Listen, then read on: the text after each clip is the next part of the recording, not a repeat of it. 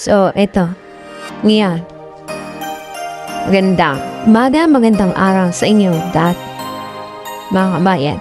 So, ito. Habang tinatahak natin ang daan papunta sa ating pupuntahan, ito, sa bawat padyak at ahon ng kalsada ating tatahakin, doon natin malalaman at makikita ang mga pangarap natin sa buhay na. Kaya huwag tayong titigil at huwag tayong susuko sa mga hamon ng buhay para sa atin. Kaya laging yung tatandaan, okay lang nausgahan, maliiting, hulamangan ka ng kapwa mo.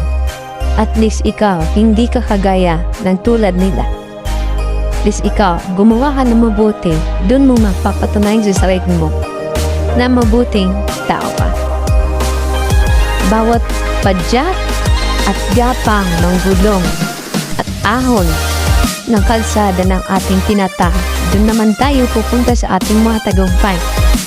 Patuloy lang natin sa pagiging mabuti sa kapwa natin.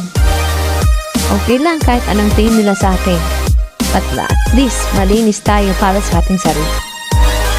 Okay lang na laging ganito, laging ganyan, paahon, uusad at uusad din tayo sa ating tahak na ating tatahakin ng tagumpay para sa mga pangarap natin. Kaya huwag tayong susuko at lagi natin gagampanan para sa ating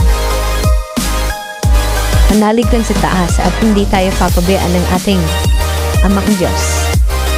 Laging tatandaan.